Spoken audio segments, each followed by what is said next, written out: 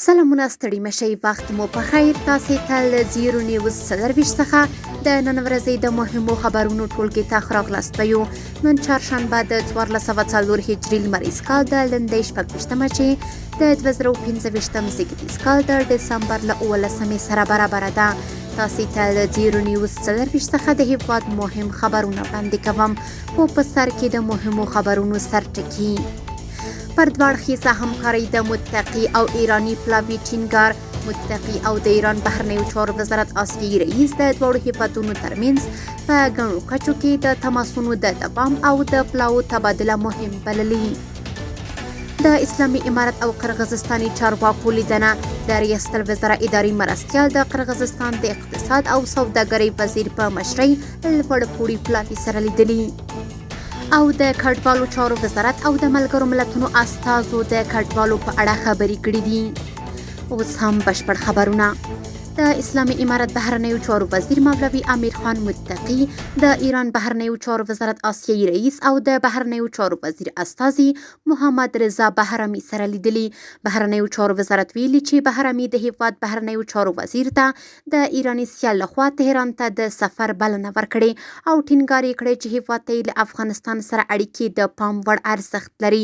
نوموړي هیله څرګنده کړې چې اسلامي امارت د یوه غړي په توګه د سیمه ییزو همکاریو په برخه کې رول ولري.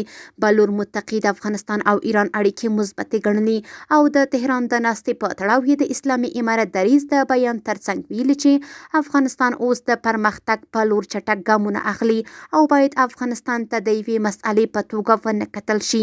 نوموړي زیاته کړې چې د افغانستان بهرنی سیاست د اساسي اصولو په رڼا کې د سیمې له هیوادونو سره د فعالو او پر همکارۍ ولاړو اړیکو ملاتړ کوي.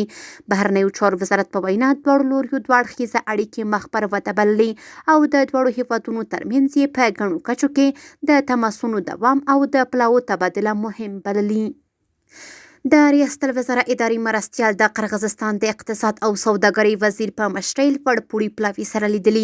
د ریاست الوزرا اداري مرستیال مولوي عبدالسلام حنفي د قرغیزستان د اقتصاد او سوداګرۍ وزیر باقید صدیقوف په مشرۍ د یاد هیواد لوړ پوړي پلاوي سره لیدنه کې صدیقوف د خپل سفر موخه د دواړو هیوادونو ترمنځ د سوداګریزو او اقتصادي اړیکو فعاله فعالیت کړي او ویلي دي چې په افغانستان کې د سوداګرۍ او پانګونې غوښتونکي دي. نوموړي په کابل کې د قرغیزستان د سوداګریز مرکز د پرانیستۍ یادونه کړې او د دواړو لوریو په سوداګرۍ کې د اسلامي امارت په لیوالتیا او په دې برخه کې د مسؤلینو په همکارۍ خوښي څرګنده کړې.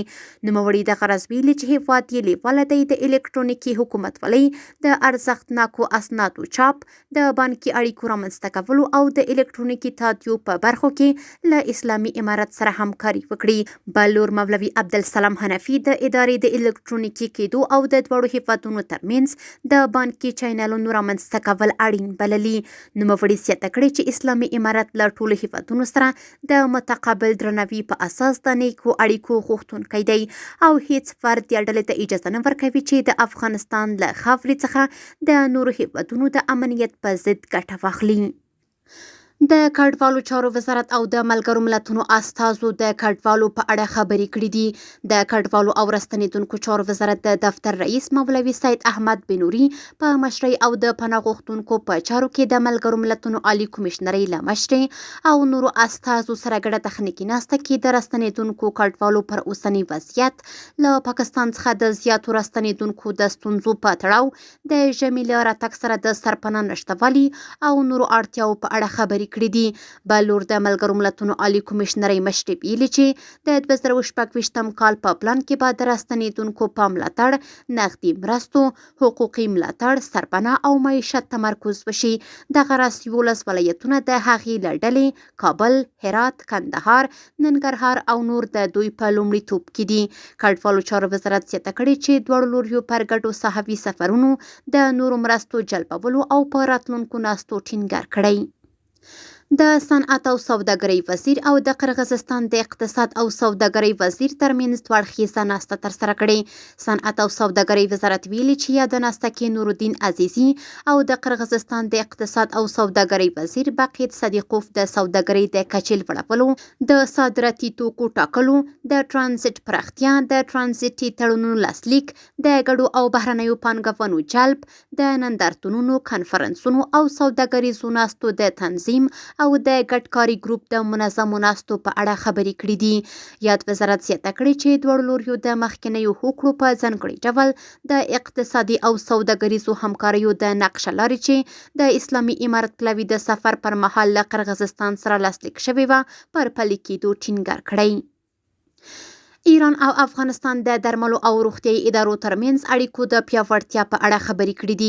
په کابل کې د ایران سفارت ویلي چې د اسلامي امارت عامه روغتیا وزارت د خوړو او درملو معین حمدالله زاهد تهران ته د خپل رسمي سفر په ترڅ کې د یاد هیواد د روغتیا وزارت له معین او د خوړو او درملو د ادارې له رئیس مهدي پیر صالحي سره لیدلي.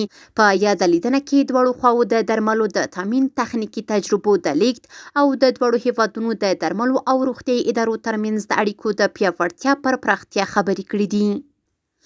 او وروستی خبر همدا چې د قطر سفیر د اطلاعات او کلتور وزیر سره لیدلي. په کابل کې د قطر سفیر مردوف القاشوتي په یاد هیواد کې د اسلامي هیوادونو د موزیمونو ګډ نندارتون ته د افغانستان د تاریخي او فرهنګي اثارو د لیږد په اړه د اطلاعات او کلتور وزارت له وزیر شیخ شیر احمد حقانی سره لیدلي. د قطر سفیر ویلي چې یاد نندارتون به د روان میلادي کال په 2 میاشت کې پرانستل چې د پرانستې په مراسمو کې به د ګڼو اسلامي هیوادونو چارواکي ګډون وکړي. د اطلاعات او کلتور وزیر د تمدني، علمي او تاریخي تبادلو پر پراختیا د ټینګار ترڅنګ د ګډو فرهنګي پروګرامونو، نندارتونونو او علمي کنفرانسونو د ترسره کولو وړاندیز کړی.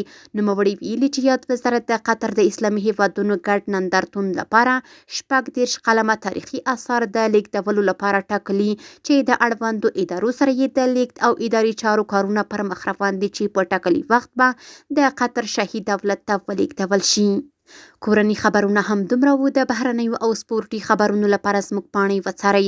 په خپل رسنیو باندې فیسبوک، انسټاګرام، ایکس پخوانی ټویټر، یوټیوب او ټیک ټاک زموږ خبرونه خوښي او موږ تعقیب کړئ. ادرس یې 0 نیوز 24 تر سبانۍ خبرونه د الله پامان.